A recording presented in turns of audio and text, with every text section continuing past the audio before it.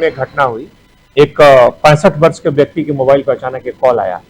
वो call video call था। उस व्यक्ति ने जैसे उस कॉल को उठाया, कुछ देर बात करने के बाद उसकी रिकॉर्डिंग हुई और उसके बाद उस व्यक्ति को कुछ आपत्तिजनक वीडियो आए। उस वीडियो में उस व्यक्ति की स्क्रीन रिकॉर्डिंग भेजी गई। उसमें उसके सारे रिश्तेदारों की सूची भी भेजी गई कि इनको ये लिस्ट भेजी जा रही है। वो व्यक्ति उसको देखते ही काफी डिप्रेशन में चला गया और थोड़ी देर बाद उसने आत्महत्या कर ली। इस तरह के कॉल और शिकायतें आती हैं, लेकिन ये घटना काफी मुख्य तौर पर सनसनीखेज थी और जिस तरीके से आपराधिक गैंग के द्वारा किया गया था तो पुलिस के लिए एक बड़ी चुनौती भी थी। पूरी एक टीम गठित की गई, इसमें स्थानीय थाने की और क्राइम ब्रांच की टीम को इसमें लगाया गया। इस टीम ने, हम जानते हैं कि इस तरह के जो आपराधिक गैंग होते हैं, यह आपराधिक गैंग कई तरह की परतों के पीछे काम करते हैं। कई तरह की इनकी जो पहचान होती है वो छुपी रहती है, इनसे जुड़ी जानकारियां होती हैं वो गलत होती हैं और इन तक पहुंच पाना काफी मुश्किल होता है। अंतर्राज्यीय गैंग पूरे देश में लोगों को इस तरह के कॉल करके ठगी का शिकार बनाते हैं। बहरहाल पुलिस की टीम लगभग 1 महीने से, डेडिकेटेड टीम क्राइम ब्रांच की, इस पूरे ऑपरेशन में लगी हुई और अंततः एक लंबे ऑपरेशन के बाद, क्योंकि मामला हो सकता है लगे कि एक आत्महत्या का है, लेकिन सिर्फ एक आत्महत्या का मामला नहीं है, एक ऐसे गिरोह को पकड़ने का मामला है जिसने पूरे देश में कई 100 कॉल किए और इसकी सक्रियता का अंदाजा इस बात से लगाया जा सकता है कि जब इस पूरे गैंग को पकड़ा गया और इसके कॉल खंगाले गए, इसके पास की जो जानकारियां मिली, पिछले 6 महीनों में इनके पास से 1100 से ज्यादा 1108 IMI मिली है। यानी कि पिछले 6 महीने में इन्होंने 1100 मोबाइल का उपयोग किया अलग अलग। ये 1100 मोबाइल का उपयोग मतलब इतने लोगों को 6 महीने में इन्होंने शिकार बनाया। नहीं, 1000 से ज्यादा लोगों को इस गैंग ने 6 महीने में शिकार बना दिया। तो ये काफी बड़ी संख्या है। इस तरह के ऑथराइज, बहुत सारे लोग इस तरह की शिकायत इसलिए नहीं करते हैं क्योंकि खुद उनको लगता है कि ये उनकी खुद उनके लिए यह जानकारी कहीं ना कहीं उनके सम्मान पर संकट बनेगा, इसलिए बहुत सारे लोग खुल करके इसमें नहीं आते हैं, 90% से ज्यादा लोग। और इस तरह की घटनाएं कई बार होती हैं। बहरहाल पुलिस की टीम ने इसमें जिसमें किया है, इस पूरे गैंग को पकड़ा। इसमें 4 आरोपियों को भरतपुर राजस्थान से पकड़ा गया है। इनके पास से मोबाइल फोन मिला है जिसमें इस घटना का प्रयोग हुआ है और साथ ही साथ बहुत सारी जानकारियां मिली है। कुछ ऐसी भी जानकारी मिली है, एक दूसरे वेबसाइट्स पे भी कुछ और 1-2 जानकारियां मिली हैं जो ऑफिशियली रिपोर्टेड हैं दूसरे जगहों पर, उसकी भी कार्रवाई इसमें की जाएगी। और जिन 1100 लोगों की CDR मिले हैं और जो IMI अलग अलग मिले हैं, उनकी भी हमारी टीम काम करेगी उन लोगों तक पहुंच करके इसमें इस कार्रवाई को और व्यापक रूप दिया जाएगा, क्योंकि समान तौर पर इस तरह के गैंग तक पहुंचना काफी मुश्किल होता है, जैसा मैंने बताया कि विभिन्न तरह की परतों के बीच में होने के कारण। इस पूरे ऑपरेशन में जो जवान है उनकी पूरी टीम को 20,000 रुपए के पुरस्कार से पुरस्कृत किया गया है। इसमें मुख्य तौर पर DCP crime, DCP Mahesh Jain, इसमें एडिशनल CP जो क्राइम, इनके नेतृत्व में पूरा ऑपरेशन हुआ।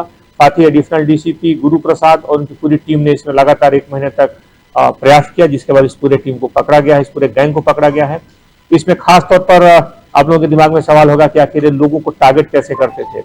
इन्होंने एक महिला के नाम से, छद्म नाम से, एक जीवनसाथी.com पर एक प्रोफाइल बनाया था और उस प्रोफाइल पर इन्होंने एक महिला का टीचर और अकेले रहना, इस तरह की जानकारियां दी थी। पहला इनके टारगेट होते थे वो लोग जो इनके इस प्रोफाइल पर पहली बार संपर्क करते थे और उस संपर्क के बाद ये लोग उसके बातचीत करते थे और उसके बाद इस तरह के कॉल्स करके, मुख्य तौर पर वीडियो कॉल करके, और वीडियो कॉल आपत्तिजनक होता था और उसमें व्यक्ति के जो भी गतिविधियां थी उसको रिकॉर्ड करके फिर उसको एक ब्लैकमेल शुरू करते थे। एक व्यक्ति एक छद्म पुलिसकर्मी के नाम से फोन करता था, उसके बाद एक्सटॉर्शन का दौर शुरू होता था और साथ ही साथ कई बार वीडियो को उसको परिचितों को भेज भी देते थे। मुख्य तौर पे वीडियो किसको भेजना है इसकी जानकारी वो व्यक्ति के फेसबुक अकाउंट तक पहुंच करके ये देखते थे कि सबसे ज्यादा उस पर किसने कमेंट्स किए हैं, किसने लाइक किए हैं, कौन उस व्यक्ति से ज्यादा इंटरेक्ट कर रहा है। निश्चित तौर पर उसका कोई करीबी व्यक्ति होगा और उन व्यक्तियों को ये उस तरह के वीडियो भेजना शुरू कर देते थे। व्यक्ति कई बार मानसिक दबाव में और इस तरह की परिस्थितियों का शिकार होकर के या तो बड़ी संख्या में पैसे दे देता था, ब्लैकमेलिंग का शिकार हो जाता था, या फिर आत्महत्या जैसी घटनाओं को कर बैठता था। या बैंक के पकड़े जाने के बाद इसमें कई और जानकारियां मिली हैं, पुलिस इस पर काम कर रही है। साथ ही साथ इस पूरे घटना से पुलिस कुछ बिंदुओं पर भी ध्यान आकृष्ट करना चाहेगी कि हम किसी भी व्यक्ति का वीडियो कॉल जो अननोन व्यक्ति हो हम रिसीव न करें, क्योंकि समान तौर पर ऐसे वीडियो कॉल ऐसे ठगों के द्वारा आकस्मिक तौर पर भी किए जाते हैं। किसी भी सोशल मीडिया प्लेटफॉर्म पे हम व्यक्ति को ना तो रिक्वेस्ट भेजें, ना उसका अननोन व्यक्ति का रिक्वेस्ट स्वीकार करें। और साथ ही अगर किसी परिस्थितियों में सब कुछ के बावजूद भी अगर हम शिकार हो जाते हैं ऐसी परिस्थितियों का, तो हम ब्लैकमेलिंग का शिकार न हो और किसी तरह के डिप्रेशन में जाने से बचें। अगर ऐसा पता लगता है तो आप पुलिस को बेझिझक होकर पूरी बातों को बताएं। कई घटनाएं ऐसी हैं प्रकाश में जिसमें व्यक्तियों ने आगे बढ़ करके शिकायत की और उसमें कार्रवाई हुई और आरोपियों को पकड़ा गया। तो इस तरह से हमें घटना का अगर शिकार होने के बाद भी खुल करके इसमें पुलिस तक अपनी बात पहुंचानी है, बजाय इस तरह की परिस्थितियों को शिकार होकर के। जैसे ये घटना ने एक बहुत ही भयावह रूप लिया और इसमें आत्महत्या जैसी घटना घटी, इस तरह की चीजों से बचना है। तो इस घटना से जुड़े जो विभिन्न आरोपी हैं, 4 आरोपी हैं, इसमें खास बातें हैं कि उस पूरे इलाके में इस तरह का न सिर्फ एक इकलौता गैंग है, बल्कि इस तरह के 50 गैंग पैरेलल काम कर रहे हैं, जो देश में अनेकों लोगों को इस तरह का शिकार बना रहे हैं। पुलिस की टीम ने काफी मेहनत से इस पूरे गैंग को पकड़ा है, उन्हें बताया कि उन्हें पुरस्कृत किया जा रहा है। और साथ ही साथ इस गैंग से जुड़ी जो अन्य जानकारियां हैं, जो अन्य शिकार लोग हैं, जो 1100 लोग जिनकी जानकारियां मिली है, उन तक भी पुलिस पहुंचेगी। और उसमें से व्यक्ति कई बार अगर सामने आता है तो उन मामलों में भी प्रकरण दर्ज किया जाएगा। हालांकि बहुत सारे मामले यहाँ से जुड़े नहीं है, वो पूरे देश भर से हैं, लेकिन व्यक्ति शिकायतकर्ता जो फरियादियों तक पहुंचने की कोशिश करेगी। और अगर उसमें कोई पुष्टि होती है या कोई व्यक्ति आगे आकर शिकायत करना चाहता है तो पुलिस इसे मदद करके इन आरोपियों को कानूनी दायरे में कार्रवाई को सुनिश्चित कराएगी। अलग अलग इनके अकाउंट्स हैं। ये मुख्य तौर पे छोटे छोटे जो बहुत सारे जो हमारे ई कॉमर्स के जो वेबसाइट्स हैं या कुछ ऐसे प्लेटफॉर्म जिसमें बहुत सारा हमें अपना केवाईसी नहीं देना पड़ता है 10,000 रुपए तक, बहुत सारे ऐसे बैंकिंग अकाउंट्स हैं मुख्य तौर पे। तो उन जगहों पर इन लोगों ने पैसे किए हैं। पैसों से जुड़े जो तथ्य उन पर पुलिस जांच कर रही है। और साथ ही साथ इनका जब डिटेल्स और इनके रिकॉर्ड को खंगाला गया तब ये बात अभी जांच में सामने आई है। 1100 पुलिस को शुरू में इस बात की जानकारी नहीं थी कि इतना बड़ा गैंग हो सकता है। बहरहाल पुलिस भरतपुर उसके आसपास के जुड़े जो इस तरह के गैंग्स हैं उन पर भी नजर रखी है और कुछ और शिकायतें या इनसे जुड़े जो लोग हैं उनसे संपर्क करके अगर सामने आते हैं तो मामले में और खुलासे हो सकते हैं। अभी जो गैंग पकड़ा गया है इसमें खास बातें हैं जिसे मैं अंडरलाइन करना चाहूंगा कि इस पूरे गैंग में जिस महिला का ये फोटो दिखाते थे या वीडियो दिखाते थे, वास्तव में वहां कोई महिला नहीं होती थी। वो महिला का एक वीडियो चलाते थे पैरेलल, एक सोशल मीडिया से डाउनलोडेड वीडियो था और जो स्क्रीन था बिल्कुल इस तरीके से पहले से सेट करके रखते थे कि जब वीडियो कॉल रिसीव हो तो व्यक्ति को वो वीडियो चलता हुए दिखे और व्यक्ति इस भ्रम में रहे कि वो कोई व्यक्ति वास्तव में है वहां पर।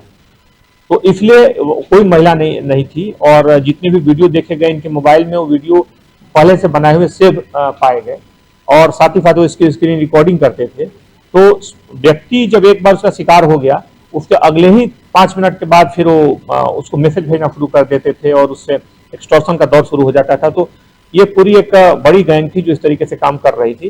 जो 4 आरोपी पकड़े गए हैं, चारों आरोपी उसमें वहीं के रहने वाले हैं और वहीं स्थानीय तौर पर लगभग कई 2 सालों से लगभग इस काम में जुड़े हुए हैं।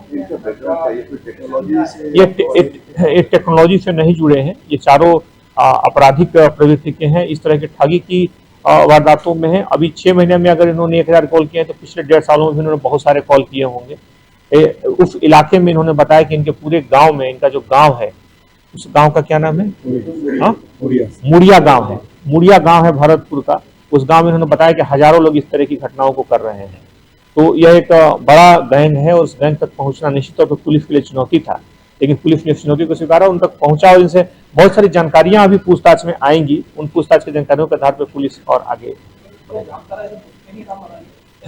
निश्चित तौर पे मॉडस ऑपरेंडी अलग है, लेकिन जैसा जामतारा उसी तरह के इस तरह के मॉडस ऑपरेंडी में इस क्षेत्र में बड़ी घटनाएं हो रही हैं। इनका एजुकेशन 9th-10th तक पढ़े हुए हैं, बहुत ज्यादा पढ़े नहीं हैं और इनके पहले के लोग, इनके घर के सारे लोग, बाकी लोग भी इस तरह के चूंकि काम कर रहे हैं तो इनको कामों में, क्योंकि इसमें दूसरी परिस्थितियां हैं। इसकी घटना की समस्या ये है, इसका एक दूसरा पहलू है कि इसमें 95% मामलों में फरियादी सामने नहीं आता है, क्योंकि अगर इसमें पहले आने पर उसकी जो सामाजिक परिस्थितियां होती हैं, उसकी जो सामाजिक मर्यादा और जो भी परिस्थितियां पैदा होती हैं वो उसको झेलने में अपने को असहज महसूस करता है, इसलिए समान तौर पर व्यक्ति शिकायत नहीं करता है। इस परिस्थिति का फायदा उठाते हैं। बहरहाल कई घटनाएं इस तरह का मोड़ लेती हैं और इस तरह की भयावह घटनाक्रम होता है, लेकिन इस घटनाक्रम में जो कि पुलिस ने जैसा पकड़ा है कोशिश करेंगे कि बाकी मामलों की तह तक भी पहुंचे और इसमें और आरोपी फरियादी खुलकर सामने आए। हाँ, सभी एक ही परिवार से जुड़े हैं।